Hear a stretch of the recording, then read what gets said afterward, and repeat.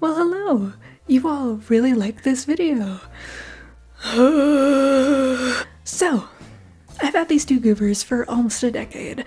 I've introduced them before, but you all will probably never watch that video.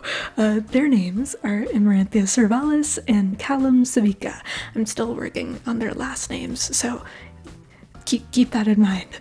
They are two of my oldest original characters, and I am very slowly creating a big comic with them. They're both in a fantasy adventure and romance, with some Indian/Desi elements and a good old heaping of angst. I love combining mythologies and cultures and my own random logic to create fantasy that's just outside our purview of what you'd expect, you know? Respectfully though, I do my best to be pretty careful when I'm taking inspiration from marginalized cultures. Fingers crossed that I'm doing it correctly because one of them is my own. These two are mushy as all hell mixed in with some spice, although that is skewed, I'm sure, by the short animatics I upload. It's a soft, tall guy, short, flirty girl dynamic for the most part. But in recent years, he flips it a bit. My boy has guts, I promise. They both met right before a war where Callum had to reconcile with the rumors about Ame versus her as an actual person, because she's more well known and has lived way longer, thus having more controversies. The rough idea I have is that he signed up to do war for citizenship in the country Vasyan/Veshmira. Again, I'm still deciding names. You know what? Tell me which one you like better. Here you go. Here's the options.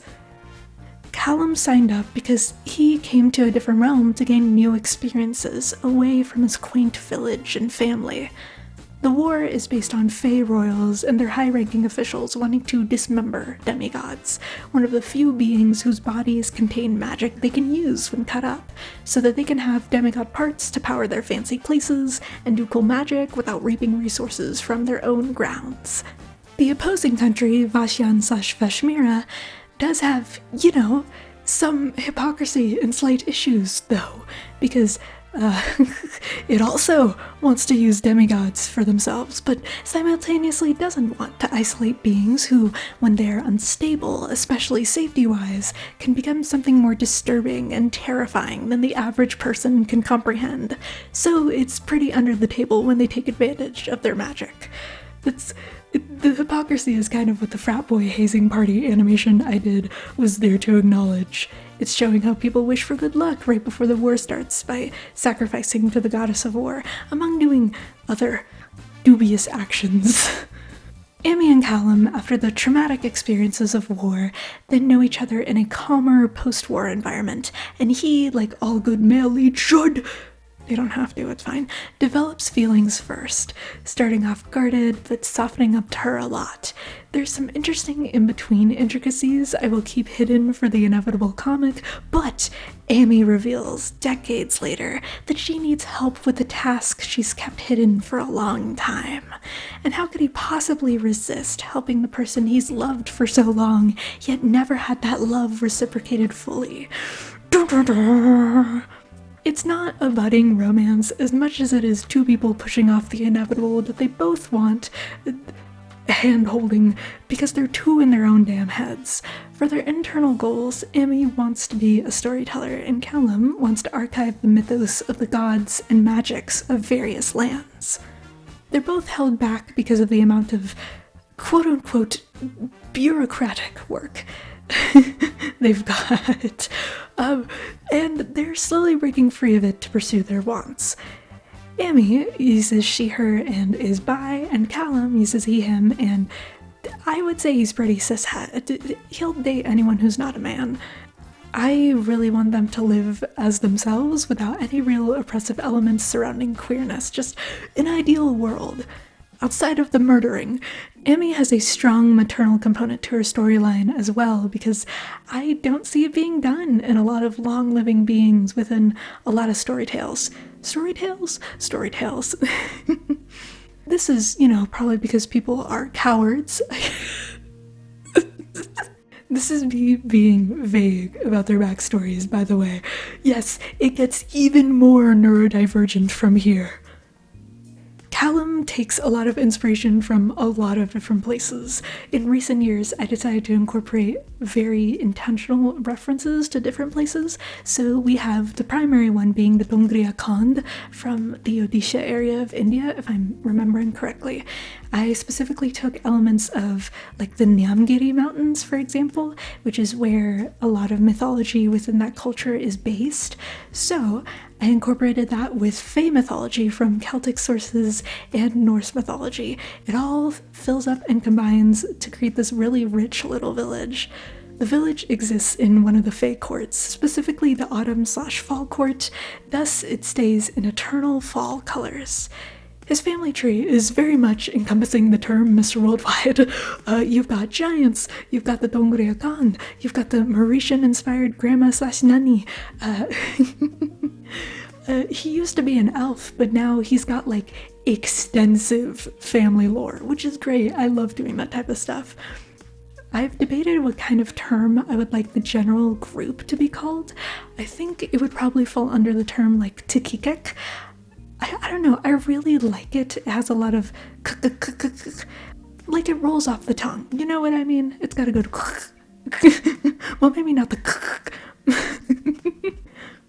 I personally made the markings on Callum and his family before incorporating inspiration from the Dongria Khand and after doing research because I don't know what these markings mean and I don't want to misuse them.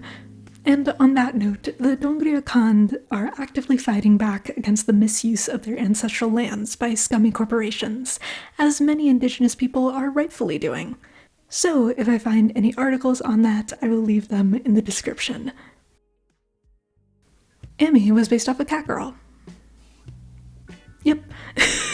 There's more to her story, I promise. I have to keep it hidden, but I expanded it into an in-universe explanation and tied it to a species that made sense within the world. Kind of like the faun of Greek mythology, who are half human and half animal, as this person pointed out. I think that's faun. Faun? Fauna? Faun.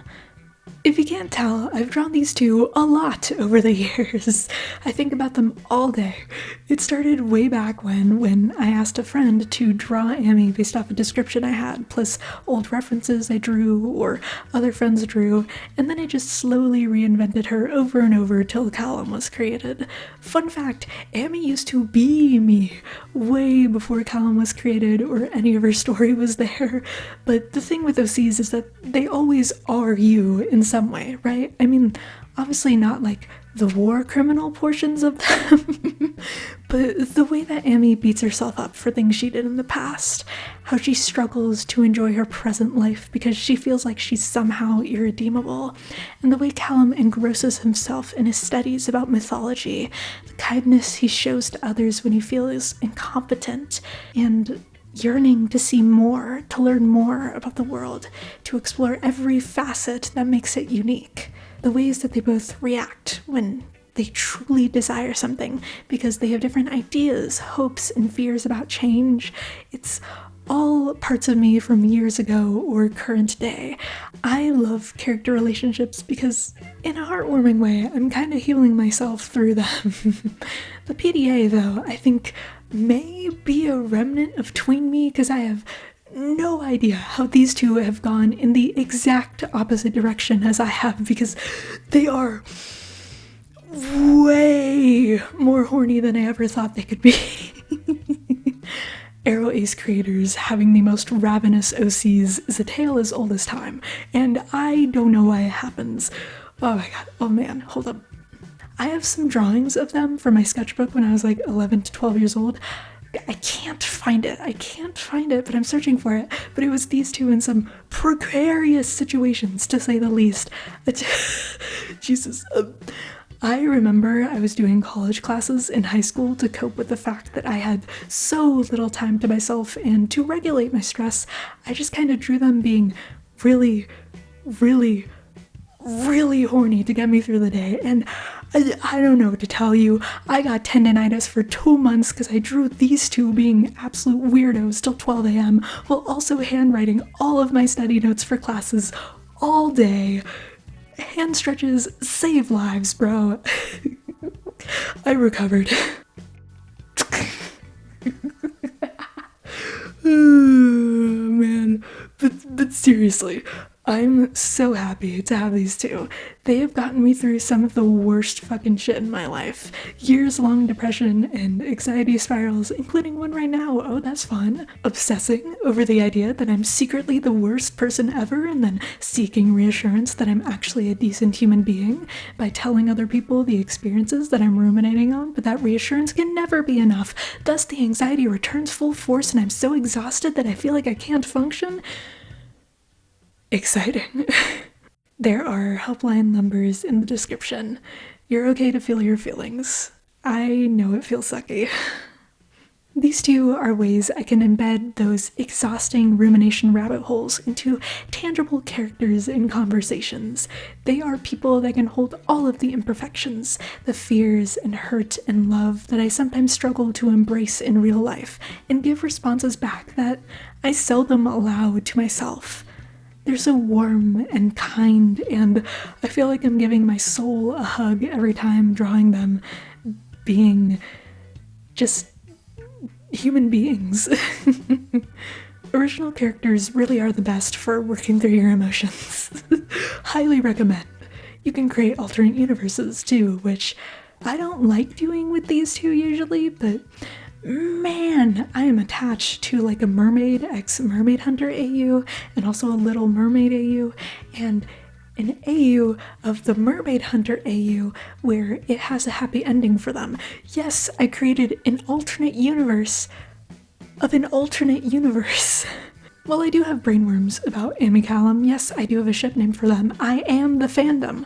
I do want to say that there are other main characters in the story, and with many of them, I am having a tad issue. I will expand on this in one moment. Let me go down the OC list lightning round.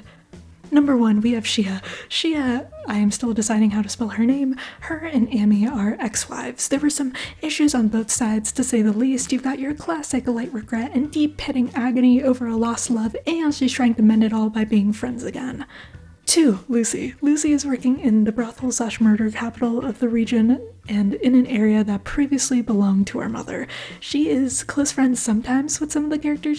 She's pretty push and pull, but I feel like she and Callum are on like the best terms. They've got a strong bond of friendship, and I love that. It makes me happy.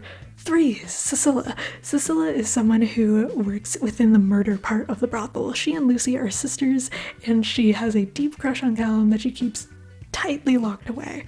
4, Arjun. Arjun is a princely boy. She's a merit who takes huge elements from the girl who circumnavigated Fairyland and the Land of the Lustrous. I'm honestly worried about stealing concepts, so I've added some of my own elements, but the major things taken from those two places are that merits and the girl who circumnavigated Fairyland can time travel, and in the Land of the Lustrous, gems can shatter, so I just combined those to create a merit that can shatter.